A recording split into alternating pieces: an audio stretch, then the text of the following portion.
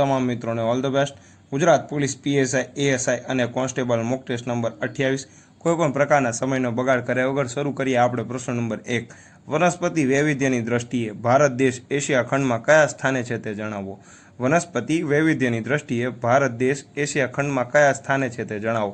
તો મિત્રો તેનો જવાબ આવે ચોથા સ્થાને એટલે કે 4 નંબર પર છે। અને જો વિશ્વમાં વાત કરવામાં આવે તો વિશ્વમાં ભારત દેશ 10મા સ્થાને છે। પ્રશ્ન નંબર 2। નીચે આપેલ વિદ્વાનોમાંથી કોના દ્વારા બિગ બેંગ સિદ્ધાંત આપવામાં આવ્યો હતો તે જણાવો। નીચે આપેલ વિદ્વાનોમાંથી કોના દ્વારા બિગ બેંગ સિદ્ધાંત આપવામાં આવ્યો હતો તે જણાવો। તો મિત્રો તેનો જવાબ આવે ડી જ્યોર્જ લિમિત્રીએ। બરોબર છે, ડી જ્યોર્જ લિમિત્રીએ।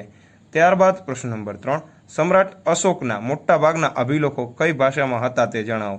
સમ્રાટ અશોકના મોટાભાગના અભિલેખો કઈ ભાષામાં હતા તે જણાવો। તો મિત્રો તેનો જવાબ આવે બી પ્રાકૃત ભાષામાં હતા।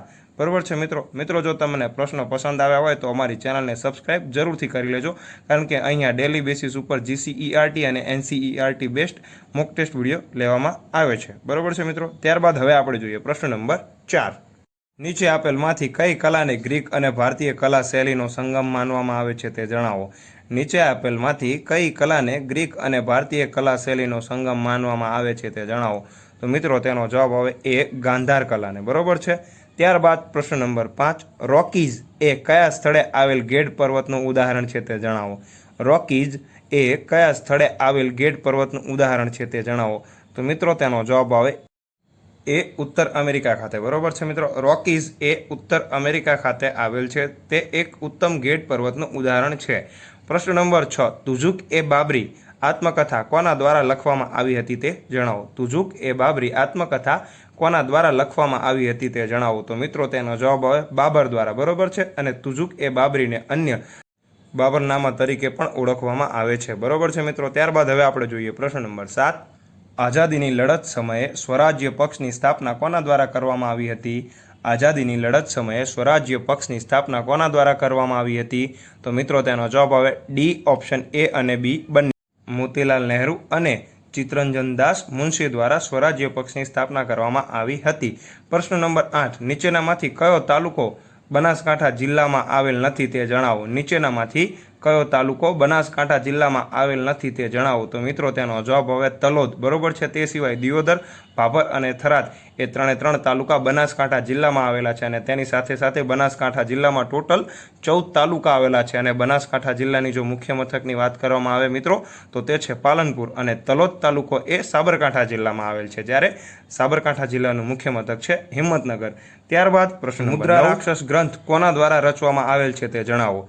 મુદ્રા રાક્ષસ ગ્રંથ કોના દ્વારા રચવામાં આવેલ છે તે જણાવો। તો મિત્રો તેનો જવાબ આવે વિશાખા દત્ત દ્વારા। બરોબર છે। અને તે એક નાટક છે। મુદ્રા રાક્ષસ એ એક નાટક છે। ત્યારબાદ આપણે જોઈએ પ્રશ્ન નંબર 10। પૃથ્વી પર સિયાલ સ્તરમાં કયા પ્રકારના ખડકો છે તે જણાવો।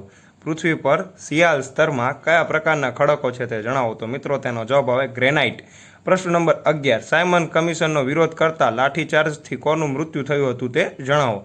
સાયમન કમિશનનો વિરોધ કરતા લાઠીચાર્જથી કોનું મૃત્યુ થયું હતું તે જણાવો। તો મિત્રો તેનો જવાબ આવે બી લાલા લજપતરાયનું। બરોબર છે મિત્રો, બી લાલા લજપતરાયનું।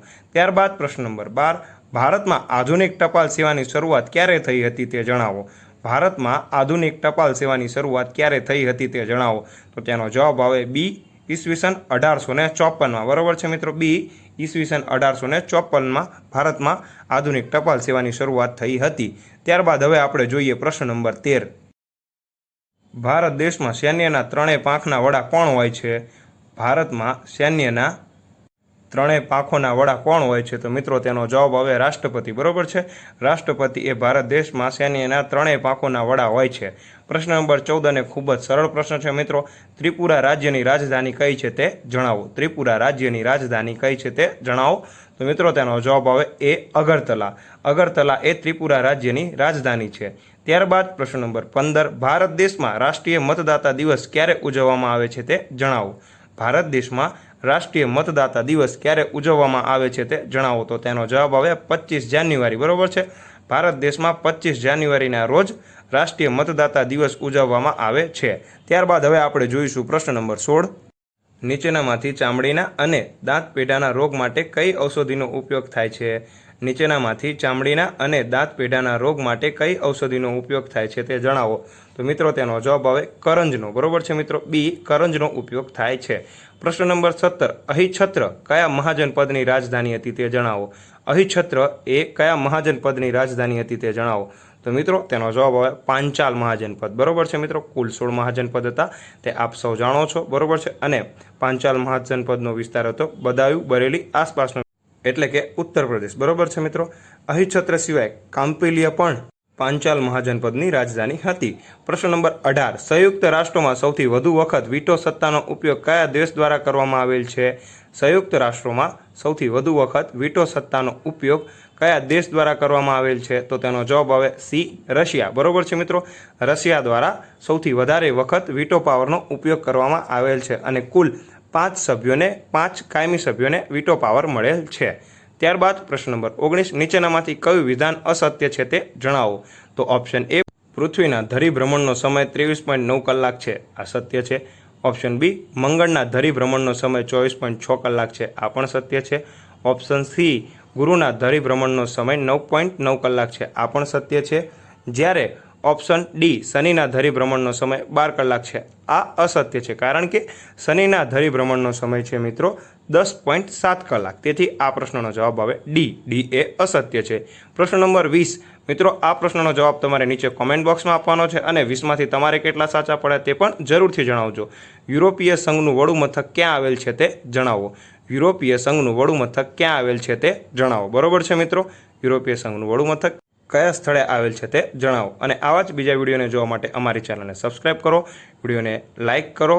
બરોબર છે, અને તમારા ગવર્મેન્ટ એક્ઝામની તૈયારી કરતા મિત્રો સાથે વિડીયોને જરૂરથી શેર કરજો. જય હિન્દ, જય ભારત. આવનારી તમામ એક્ઝામ માટે તમને બધાને ઓલ ધ બેસ્ટ. બરોબર છે મિત્રો, ફરી મળીશું આવા જ બીજા એક મોક ટેસ્ટ સાથે.